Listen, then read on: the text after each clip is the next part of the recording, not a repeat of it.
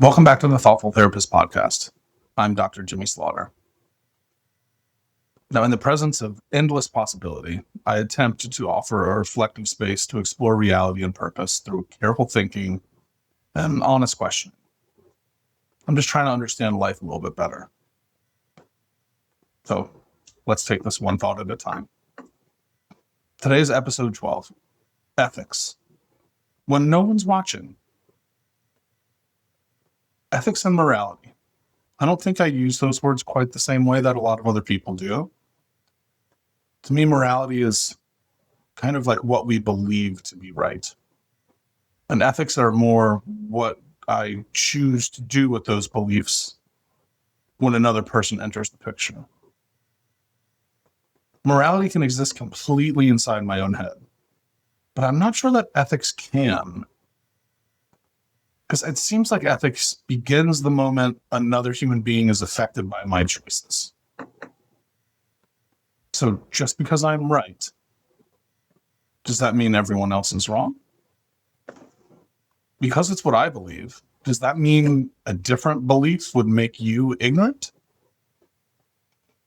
Because something feels true to you, does that make it true for everyone?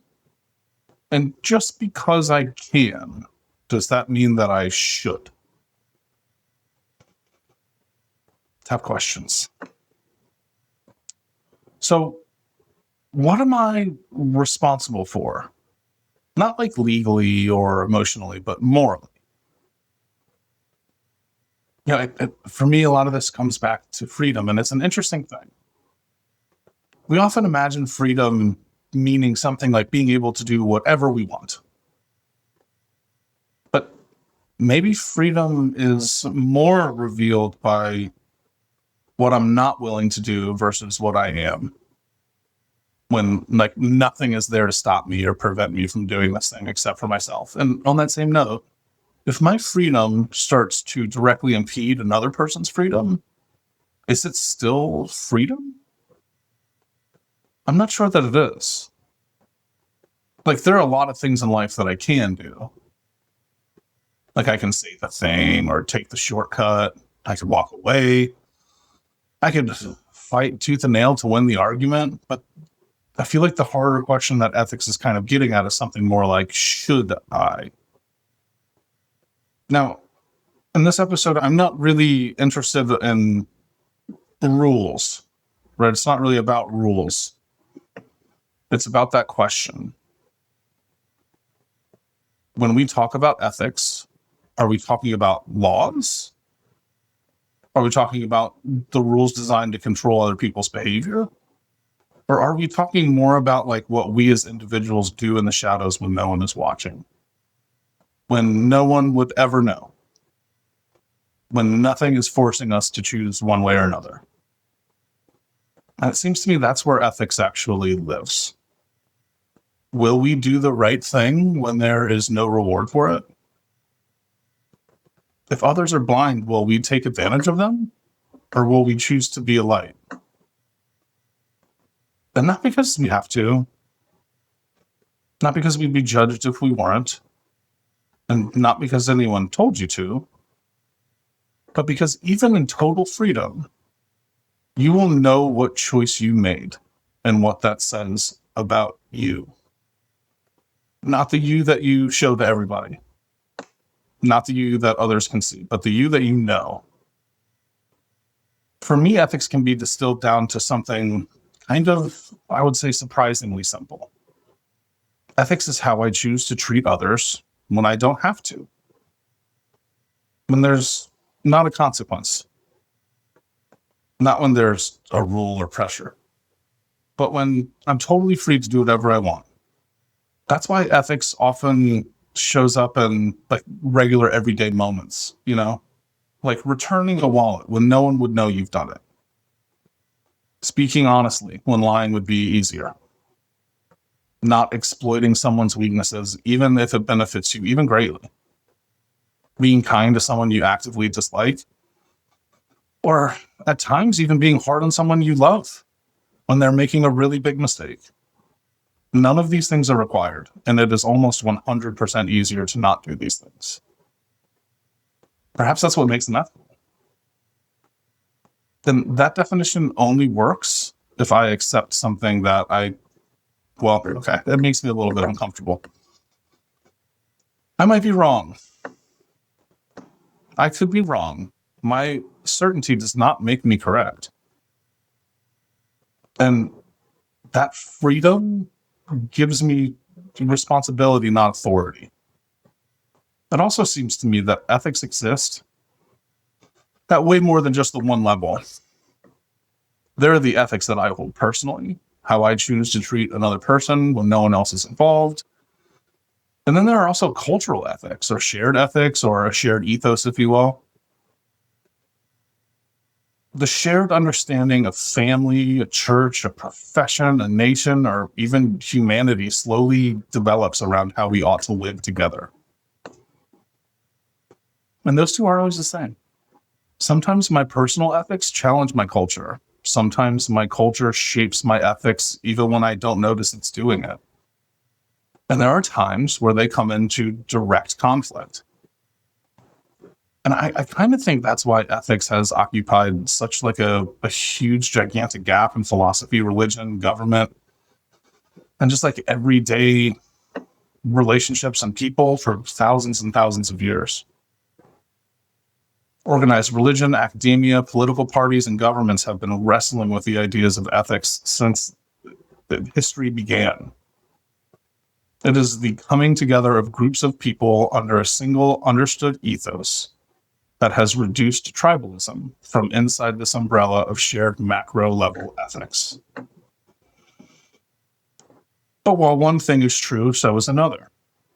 The ability to create a shared ethos just might be the most important achievement of humanity. It kind of gives us the rules, guidelines, and tips almost on how to treat each other so that we can all exist in the same area safely and peacefully. It removes any ambiguity and it adds the ability to develop that community. But at the same time, it seems like it's the twisting of these very same ethics that allow for these same institutions and everyday people to become corrupt. People and institutions don't become corrupt because the ethics disappear. They become corrupt because people convince themselves that they or their group are the exception. It almost never begins with someone deciding to just be evil.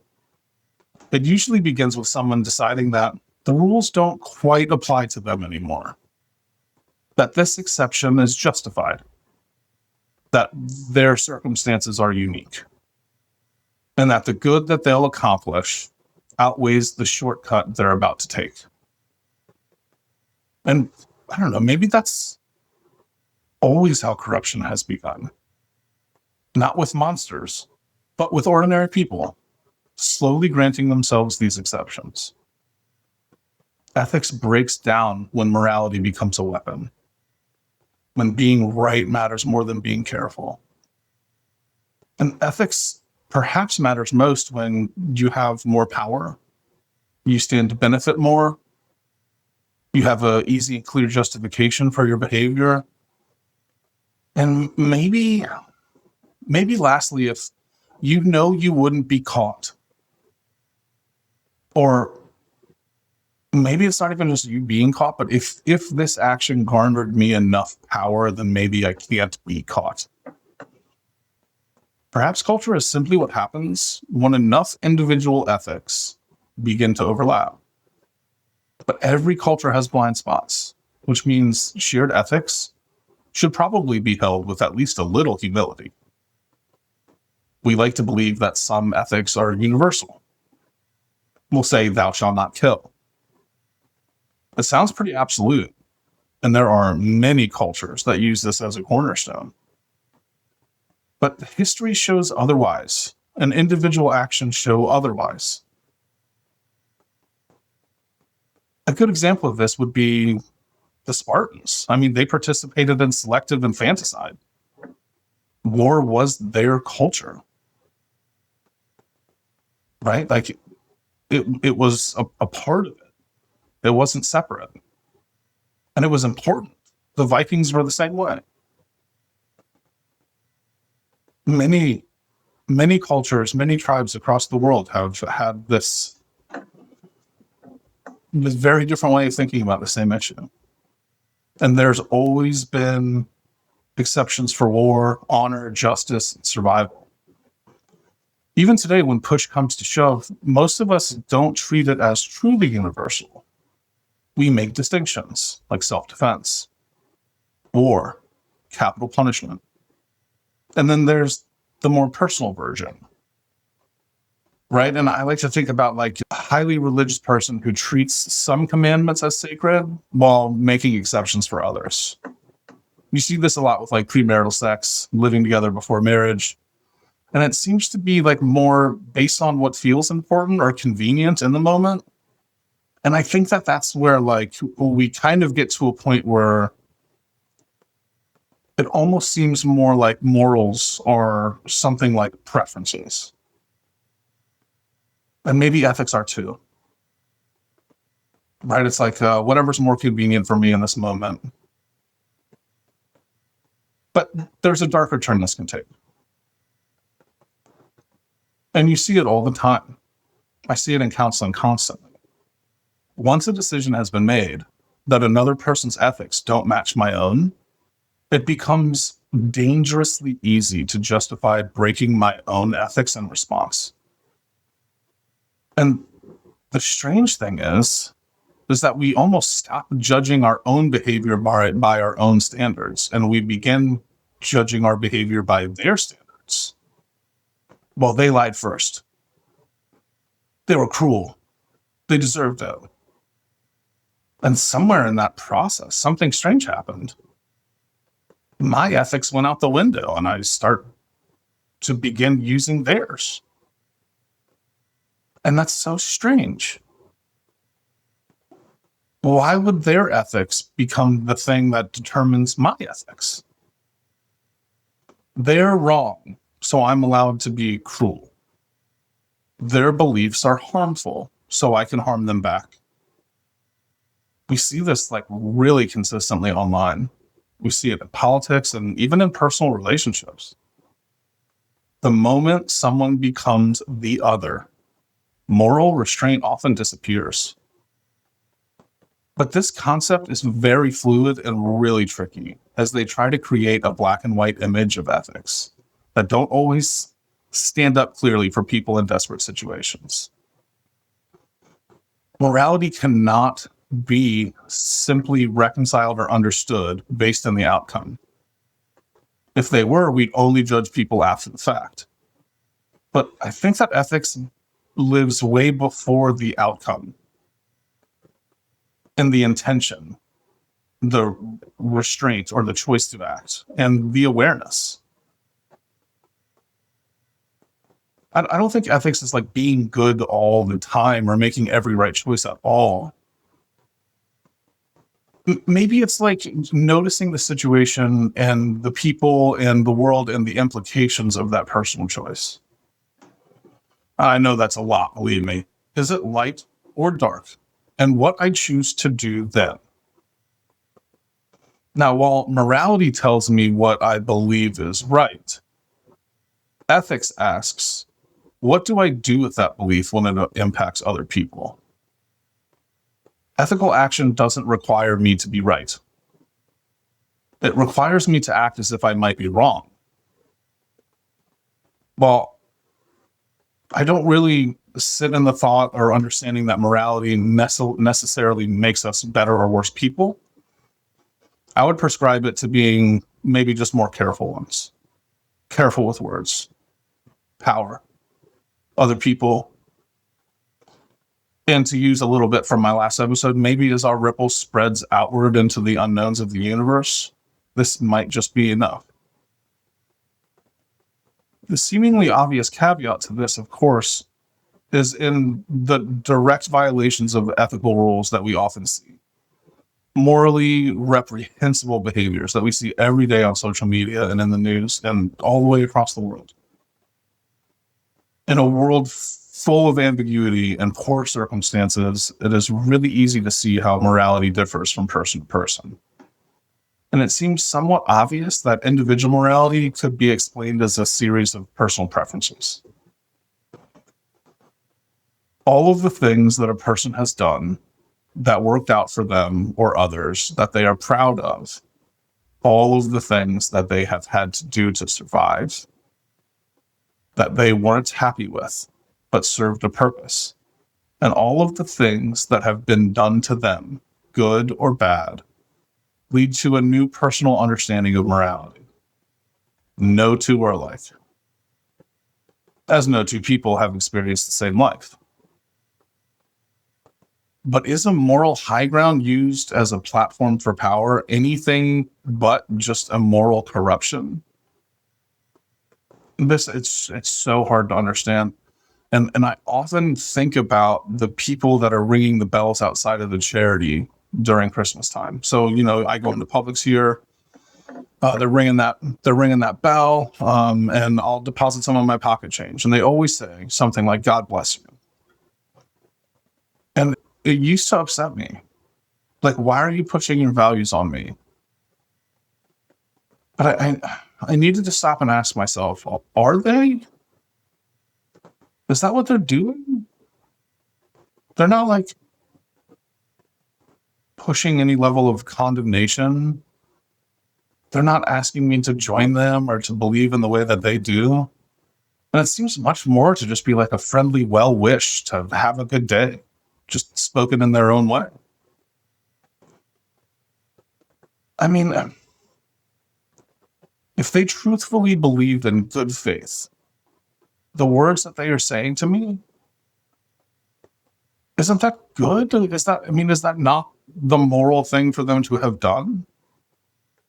Would it be more moral for them to believe in the way that they do and to choose to say nothing because some people may react poorly? Or I don't know, maybe I'm just too personally charged on the topic to see the act for what it really is. An individual's best attempt at providing some level of blessing on me, and the best way that they know how, it just seems, I don't know, moral somehow. And I wonder how many conflicts begin because we assume someone's intent instead of asking about it. Even something as principled as pacifism can reveal how complicated this gets. There's a scene from this film Heartbreak Ridge where, it's about this super devout Christian dude who is a pacifist and refuses to carry a weapon because of his religious beliefs. And there's like a big to-do about it, and they finally let him out, and he ends up saving like a tremendous amount of people as a medic. But there's a scene, and in the heat of the battle, there's a friend of his that's really injured, and there's a group of Japanese people advancing on him. And in the split second, he decides to pick up a rifle, and he points it, and you can see the conflict in his face as he's seemingly made the decision to pull the trigger out of anger. Now, in the film, and maybe in real life, luckily another Marine comes in and saves the situation before he has to fire. But moments like that make me wonder, right? Like, so do our ethics live in the moments we profess, or in what we actually do when the stakes are real and the pressure is on? It seems to me that these are probably the truest test of ethics in the world. Because it doesn't seem that they're in the words we speak or beliefs we hold during the calm times.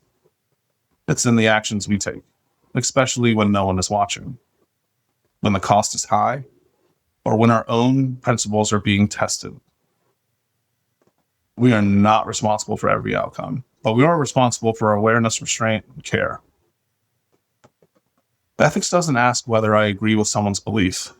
It asks whether I can recognize good faith, even when it's expressed in a language I don't share or understand.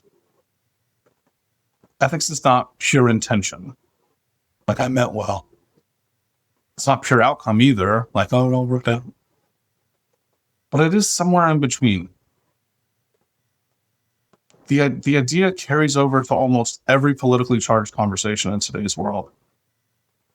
Power isn't what reveals ethics. Power reveals whether ethics were really there to begin with. Most of us are kind, especially when we need something. Ethics probably begins when we don't need anything. Individual reality is compromised of innumerable, static, ambiguous, and at times very tenuous situations and times. And they're constantly evolving. Sometimes choices are easy and simple. Sometimes they seem absolutely impossible. And sometimes what we feel like we have to do for safety and survival, create a moral ambiguity that feels like they have no way out. Which is why we go back to the choices made in these situations and use them to feed our anxieties and our depression through all of the coulda, shoulda, woulda thoughts. All those things that we carry when we look at the mirror. Now, there's a bunch of different ways to showcase these different ethics or ethos. And I came up with, it's kind of a mixture of different thought experiments, but we'll call it the river wedding experiment. And I'm really hoping to bring that out next week for episode 13. But these thought experiments, they're really, really good at applying enough pressure to people to make them make choices to see where their ethics and morality really lie. And it's really interesting. So I hope you join me next week for that. But it seems to me that ethics takes courage. The courage to slow down, the courage to resist convenience, the courage to act with care and concern towards others, not taking advantage, not escalating, not proving yourself right, humility. And maybe that's the burden of choice. Not that we're like forced to carry it, but that we're free enough to choose it. Maybe that's not burden. Maybe that's simple strength. The more I sat with these questions, the more I realized something that is like, it makes me feel a little bit better, but it's also kind of humbling, which is that like none of this is new. People way smarter than me, far wiser than me, have been wrestling with this same question or these same questions for like thousands of years. And different ethics are almost the backbones for different governments, cultures, societies, religions, philosophies, even across academia. Ethics seem to be deeply embedded in every section of our lives. Not because ethics has an easy answer, but because it may be one of the first and oldest questions humanity has ever asked. Kant had this idea called the categorical imperative. It's basically a test for your actions. And the way that he put it was something like, before you do something, ask yourself, what if everyone did this? Could I honestly want that to be the rule for everyone? And if the answer is no, then maybe it's not the right move. Even if you could get away with that. He said that implicitly. He also said that we should never treat people as tools to get what we want. We should treat them as people with their own worth and dignity. And ends to themselves, not just a means to our ends. And to me, that lines up pretty cleanly with what we've been talking about. Ethics isn't just, did it work out? Will I get caught? It's about whether the principle behind what I'm doing is something that I could actually want to see in the world, especially when no one's watching. Aristotle had a different way of thinking about ethics. He didn't focus so much on like rules or what if everyone did this. Instead, he asked more like, what kind of person do I want to become? Because for Aristotle, ethics was about cultivating virtue. by cultivating qualities like courage, generosity, honesty, justice, and temperance. He believed we became good by doing good things repeatedly until they become habits. Virtue isn't just something you're born with, it's something you practice, almost like working out a muscle group. And he also talked about something he called the golden mean. The idea that virtue usually lies somewhere between two extremes. Courage, for example, is something like the mean between cowardice and recklessness, which is too little and too much. Same with generosity. It's probably something like the mean between like stinginess and wastefulness would probably be something like generosity. So to Aristotle, the goal wasn't just to follow rules or to get the right outcome. It was to develop a good character so that when the moment comes, which it will, you naturally do the right thing because it's who you've become. And that feels really relevant to what we've been talking about as well. And it's really relevant to psychology. There are a tremendous amount of theories and theorems around psychology that we use every day in counseling that basically uses that as a backbone. That idea that creating proper feedback loops will make it so that some of these ethical behaviors we don't even have to think about anymore. It just becomes a natural process of our being. So ethics isn't only about the big dramatic choices either. It's about the small repeated actions that slowly shape who we are. That's what Aristotle thought.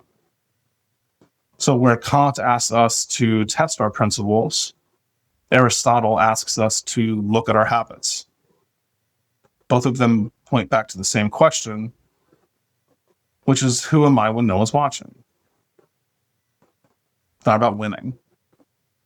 It's about restraint in the presence of power, care in the presence of freedom, and humility in the presence of uncertainty.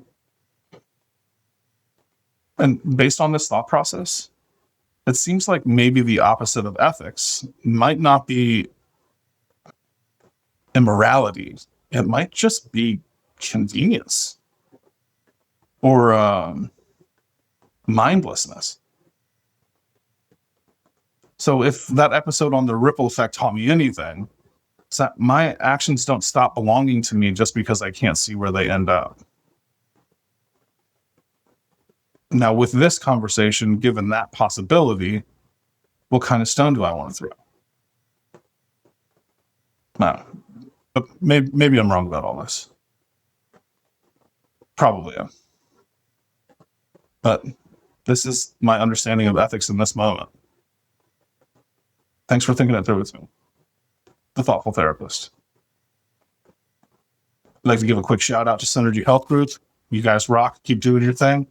If you or anyone you know need someone to talk to in Florida, man, give them a shout. They do virtual counseling. They'll work with you to get you the help that you need or the loved one that you have